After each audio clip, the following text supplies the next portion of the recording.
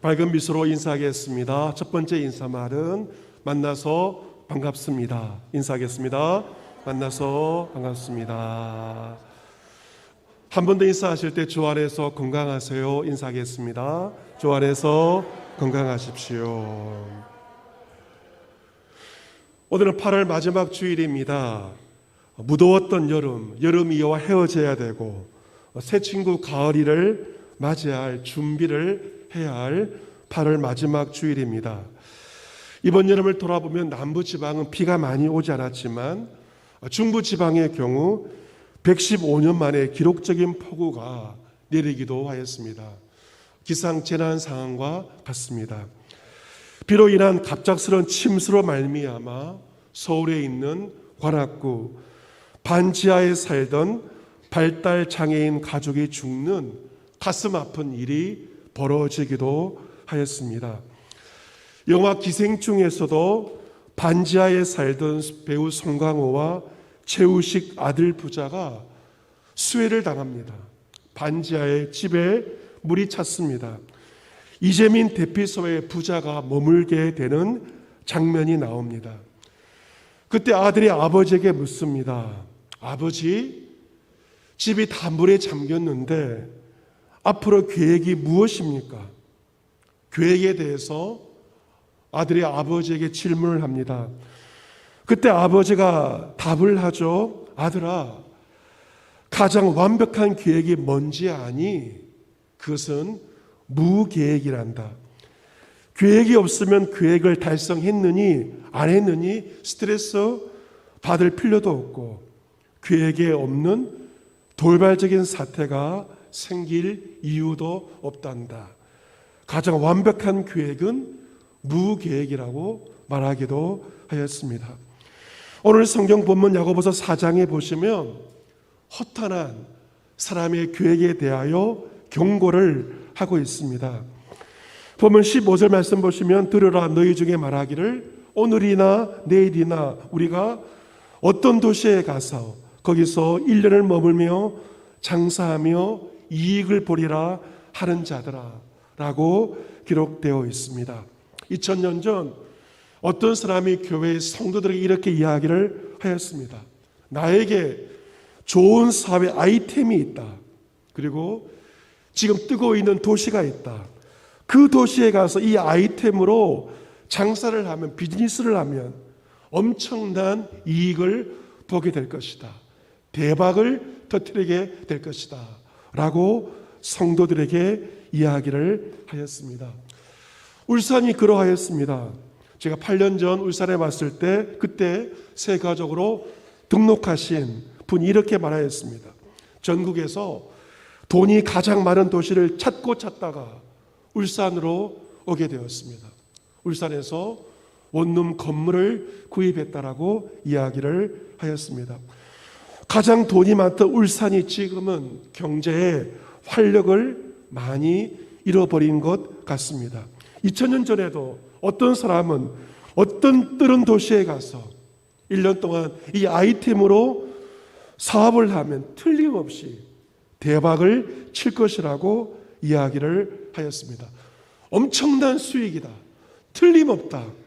확신을 가지고 사람들에게 이야기를 한 것입니다. 본문 14절 말씀 야고보서 기자는 그렇게 말하는 사람을 향하여 이렇게 말합니다. 내일 일을 너희가 알지 못하는도다. 내일 일을 너희가 알지 못하는도다. 너는 지금 1년의 수익에 대하여 확신을 가지고 말하지만 1년이 아니라 너는 내일 일도 알지 못한다는 것입니다. 그리고 말합니다. 인생에 대해 말합니다. 너희 생명이 무엇이냐? 너희는 잠깐 보이다가 없어지는 안개라고 말을 합니다. 여러분, 우리 생명이 무엇일까? 우리 인생이 무엇일까? 한마디로 말합니다. 안개라고 말합니다. 그래서 오늘 설교 제목은 안개와 같은 인생입니다. 여러분, 이 안개는 아침에 자욱하게 낍니다. 안개가 끼면 앞이 보이지가 않습니다. 물론 밤에도 밤 안개가 낄 때가 있습니다. 안개의 특징은 자욱하게 끼어서 앞을 볼 수 없지만 순식간에 그 안개가 사라지는 것을 보게 됩니다. 거짓말처럼 사라지는 안개처럼 우리 인생의 내일을 알 수가 없다는 것이죠. 잠언 27장 1절 역시 주께서 말씀하시기를 너는 내일 일을 자랑하지 말라. 하루 동안에 무슨 일이 일어날는지 내가 알 수 없음이니라. 이 내일은 하나님의 영역이지 내일은 사람의 영역이 아닙니다. 이 하루 동안에 무슨 일이 일어날는지 사람은 알 수가 없기 때문에 내일 일을 자랑하지 말라고 잠언서에 기록되어 있습니다. 여러분, 우리 인생 안개와 같습니다. 안개처럼 불확실하며 예측할 수 없는 우리 인생을 우리 어떻게 살아야 하는 것일까? 서두에 말씀드린 영화 기생충의 대사처럼 아무런 계획 없이 무계획적으로 그냥 그렇게 살아가야 하는 것입니까? 결코 그렇지 않습니다. 본문 15절 말씀을 같이 한번 읽어보겠습니다. 15절 같이 읽습니다. 시작. 너희가 도리어 말하기를 주의 뜻이면 우리가 살기도 하고 이것이나 저것을 하리라 할 것이거늘. 아멘. 중요한 것은 주의 뜻입니다. 나의 계획이 아니라 주의 뜻입니다. 주의 뜻을 구하며 살아가야 한다는 것입니다. 우리가 어떤 바를 하며 인생을 살아야 할 것인가? 그것은 주의 뜻대로 살겠습니다. 주의 뜻이면 이 일도 하고 저 일도 하겠습니다 라고 말해야 되는 것입니다. 아무리 좋게 보이는 나의 계획도 주의 뜻이 아니면 하지 않는 것입니다. 여러분, 주의 뜻대로 살아간다는 것은 이 세상의 세대를 본받지 않는 것입니다. 세상 사람들이 사는 그러한 방식대로 사는 것이 아닙니다. 세상의 방식이 아닌 하나님이 선하시고 기뻐하시고 온전하신 뜻을 분별하고 그 뜻대로 사는 것이 바로 그리스도인의 삶의 방식입니다. 우리 이번 여름에 한 드라마와 사랑에 빠지게 되었습니다. 그것은 바로 우영우라고 하는 그 드라마와 함께 시간을 보내게 되었습니다. 우영우 신드롬을 할 정도의 많은 국민들의 관심과 인기를 얻게 되었습니다. 이 마지막 회에서 국중의 우영우 변호사가 이렇게 말하는 것을 보게 되었습니다. 그녀는 장애를 가진 변호사로서 정말 자충우돌을 하면서 살아가는 것을 보게 됩니다. 그녀는 말하기를 저런 흰고래 무리에 섞여 사는 웹불고래와 같습니다. 흰고래 무리에 섞여 사는 웹불고래가 자신임을 이야기합니다. 낯선 흰고래 무리에서 적응하기가 쉽지 않고 저를 싫어하는 고래도 있지만 괜찮습니다. 이게 제 삶이니까요. 어색하고 별나지만 가치 있고 아름답습니다. 이 대사는 박은빈 배우가 개인적으로 가장 좋아하는 대사라고 말합니다. 이 드라마의 주제이기도 합니다. 어색하고 별난 삶이지만 그 삶이 가치 있고 아름다운 삶임을 말합니다. 여러분, 야고보 사도 때나 지금이나 세상의 관심은 하나입니다. 경제적 이익을 얻는 것이죠. 근로 수익만으로 많은 돈을 벌기 어렵기 때문에 많은 사람들이 부동산과 주식과 가상화폐에 관심을 가지고 있습니다.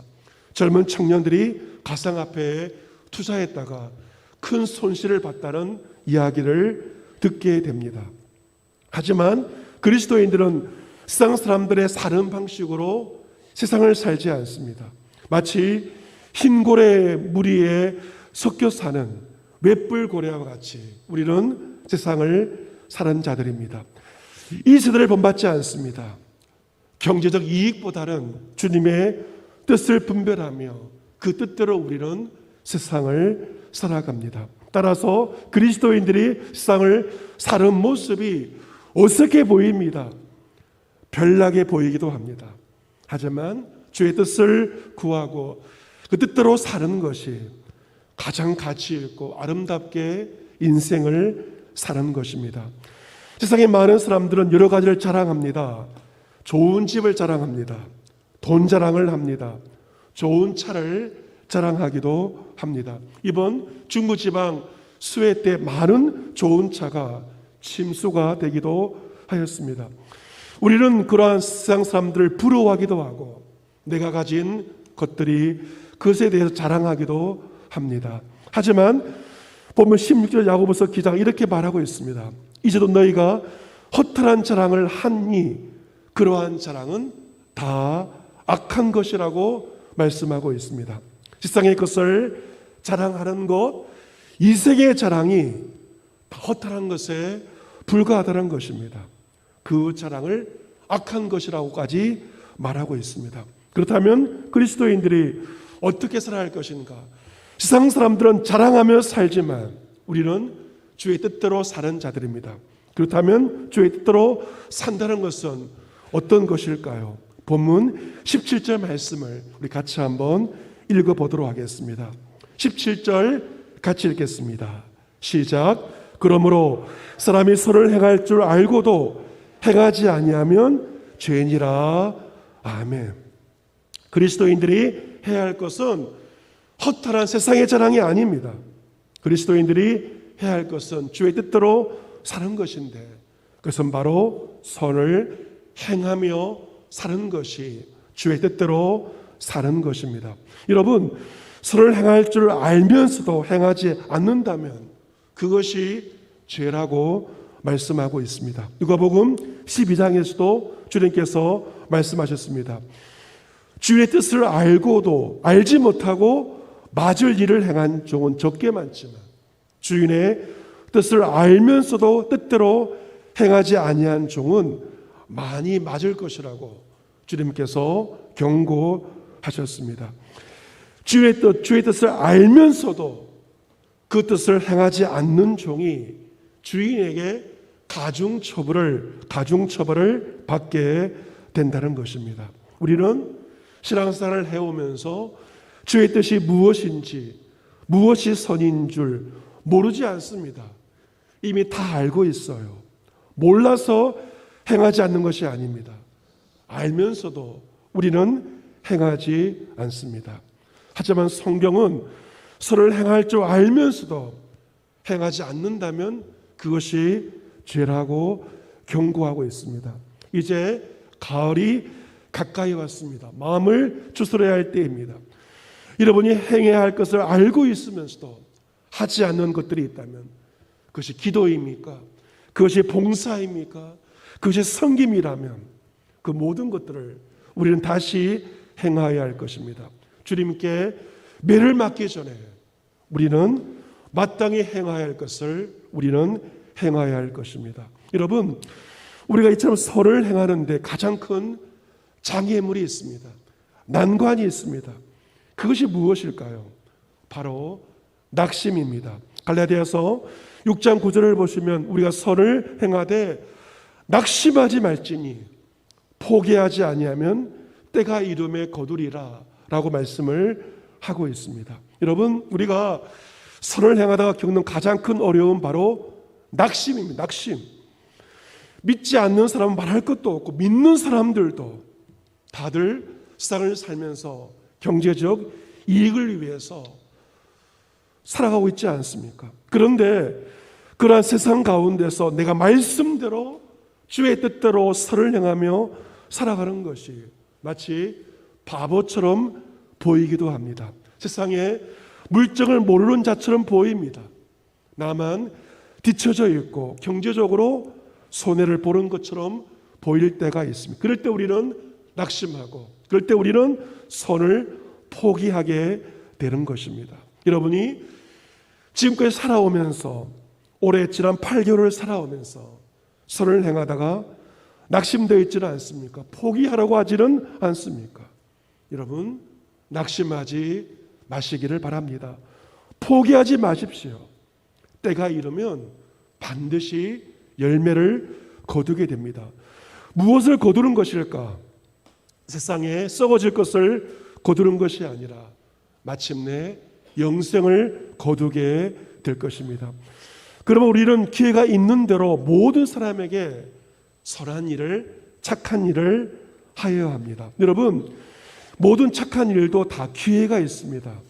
기회를 놓치면, 타이밍을 놓치면 착한 일을 하기가 매우 어렵습니다. 이번 한 주 여러분에게 기회가 있을 것입니다. 그 타이밍을 놓치지 말고 만나는 모든 사람들에게 착한 일을 행하면서 한 주의 삶을 살아가시기를 바랍니다. 무엇보다도 기회가 있는 대로 믿음의 가정들에게 착한 일을 하셔야 합니다. 세상 가운데 외뿔고래처럼 외롭게 믿음으로 살고 있는 믿음의 가정들을 돌아보시고 착한 일을 하시기를 바랍니다. 같은 기관에 있는 남녀 선교회 회원들을 돌아보시고 순식구들을 돌아보시며 믿음의 가정들에게 기회가 있는 대로 착한 일을 하시기를 바랍니다. 이처럼 주의 뜻 가운데 선한 일을 행하며 사는 것이 우리 인생 가운데 가장 보람 있고 아름답게 우리 인생을 살아가는 것입니다. 우리나라 사람들이 가장 사랑하는 시인은 윤동주 시인입니다. 윤동주 시인. 일제강점기 1943년 7월에 독립운동 혐의로 일본 경찰에 검거가 되었습니다. 후쿠오카 형무소에 수감이 되었다가 1945년 2월 16일 강복을 얼마 앞두기 전에 29세의 젊은 나이로 감옥에서 옥사했습니다. 너무도 젊은 나이에 돌아가신 것입니다. 그의 시 가운데 내 인생의 가을이 오면이라고 하는 시가 있습니다. 그가 인생의 가을을 소망하면서 지은 시로 보여집니다. 그 시를 소개해 드리겠습니다. 내 인생의 가을이 오면 나는 나에게 물어볼 이야기들이 있습니다. 내 인생의 가을이 오면 나는 나에게 사람들을 사랑했느냐고 물을 것입니다. 그때 가벼운 마음으로 말할 수 있도록 나는 지금 많은 사람들을 사랑하겠습니다. 내 인생의 가을이 오면 나는 나에게 열심히 살았느냐고 물을 것입니다. 그때 자신 있게 말할 수 있도록 나는 지금 맞이하고 있는 하루하루를 최선을 다하며 살겠습니다. 내 인생의 가을이 오면 나는 나에게 사람들에게 상처를 준 일이 없었냐고 물을 것입니다. 그때 자신 있게 말할 수 있도록 사람들을 상처 주는 말과 행동을 하지 말아야 하겠습니다. 내 인생의 가을이 오면 나는 나에게 삶이 아름다웠느냐고 물을 것입니다. 그때 기쁘게 대답할 수 있도록 내 삶의 날들을 기쁨으로 아름답게 가꾸어 가야겠습니다. 내 인생의 가을이 오면 나는 나에게 어떤 열매를 얼마만큼 맺었느냐고 물을 것입니다. 그때 자랑스럽게 말할 수 있도록 내 마음밭에 좋은 생각의 씨를 뿌려놓아 좋은 말과 좋은 행동의 열매를 부지런히 키워야 하겠습니다. 하지만 시인은 너무도 젊은 나이에 29세의 나이에 세상을 떠났습니다. 어쩌면 인생의 가을을 보지도 못하고 죽었다고도 말할 수 있습니다. 인생을 봄, 여름, 가을, 겨울 4계절로 본다면 여러분의 인생은 시간적으로 봄, 여름, 가을, 겨울 가운데 어디에 해당된다고 할 수 있을까요? 50대와 60대는 가을이라고도 시간적으로 말할 수 있습니다. 가을, 초가을도 있고 늦가을도 있습니다. 하지만 더 중요한 것은 나이가 아니라 어떻게 인생을 살아가느냐, 삶의 방식입니다. 어떤 사람에게 인생의 가을에 찾아오는 것입니까? 내 곁에 있는 사람들을 사랑하며 좋은 말과 좋은 행동에 씨를 뿌릴 때 우리는 좋은 인생의 가을을 맞이할 수 있을 것입니다. 내 인생의 가을에 아름다운 열매가 맺히기를 소망합니다. 사람이 무엇으로 심든지 그대로 거둔다라고 성경은 말하고 있죠. 자기 육체를 위하여 심는 자는 육체로부터 썩어질 것을 거두게 되지만 성령을 위하여 심는 자는 성령으로부터 마침내 영생을 거두게 될 것입니다. 사랑하는 성도 여러분, 믿음의 사람 야곱은 그의 나이 130세에 자신의 인생에 대해서 이렇게 한마디로 정리했습니다. 내 인생의 나그네 130세를 되돌아보니 나는 험악한 세월을 보내었다. 그는 자신의 인생이 험악한 세월이라고 한마디로 정리했습니다. 야곱의 표현대로 인생은 험악한 인생입니다. 수많은 변수가 인생 가운데 숨어 있습니다. 돌파해야 할 난간은 끝이 없습니다. 안개같은 인생이 앞이 보이지 않기 때문에 불투명한 미래로 말미암아 때로 절망에 둘러싸여 우울증에 시달리기도 하는 것이 험악한 인생입니다. 앞이 보이지 않습니다. 가을을 시작하면서 여러분 가운데 막연한 두려움도 있을 것입니다. 방학을 마치며 2학기를 시작하는 학생들에게도 두려움이 있을 것입니다. 개학을 앞두고 배가 아프기도 하고 스트레스가 가중되기도 할 것입니다. 안개와 같은 우리 인생을 앞두고 이 가을에 우리는 먼저 나의 계획이 아니라 무계획이 아니라 주의 뜻을 분별해야 할 것입니다. 이익을 위하여 사는 자가 아니라 주의 뜻 가운데 선을 행하면서 이 가을을 살아가야 할 것입니다. 그 선을 행한 열매는 내 자신이 거두기도 하지만 우리 자녀 손들이 그 선한 일의 열매를 거두기도 할 것입니다. 최근에 프란체스코 교황이 KBS와 단독 인터뷰를 하였습니다. 그는 남북한의 평화를 위하여 북한의 초청을 기다리고 있다고 말하였습니다. 북한이 초청을 하기만 하면 기꺼이 방문을 할 것이다.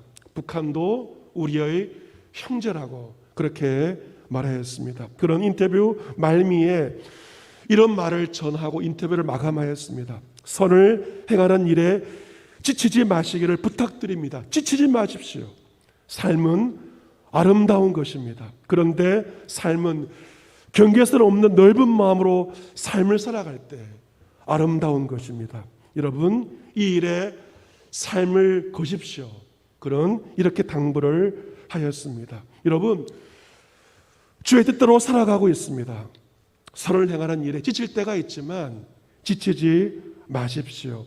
지금까지 걸어왔던 믿음의 길을 지치지 말고 계속적으로 이 가을에도 걸어가시기를 바랍니다. 이방 사람들처럼 무엇을 먹을까, 무엇을 마실까, 무엇을 입을까 염려하지 마십시오. 하늘 아버지께서는 이 모든 것이 우리에게 있어야 될 줄을 다 알고 계십니다. 우리 해야 할 것은 무엇입니까? 먼저 그의 나라와 의를 구하는 것입니다. 기도입니다. 우리가 이 가을을 기도로 이 가을을 시작하기를 원합니다. 이 가을 우리가 기도하며 먼저 그의 나라와 의를 구할 때 주님은 우리에게 필요한 모든 것을 우리에게 더하여 주실 것이며 우리의 삶을 풍성하게 채워 주실 것입니다. 내일 일을 알지 못하는 안개처럼 불확실한 우리 인생길을 이 가을에도 걸어가야 됩니다. 나의 계획이 아니라 주의 뜻을 구하며 선을 행함으로 아름다운 내 인생의 가을 열매를 누릴 수 있는 여러분 모두가 될 수 있기를 주 예수 그리스도의 이름으로 축복합니다. 아멘.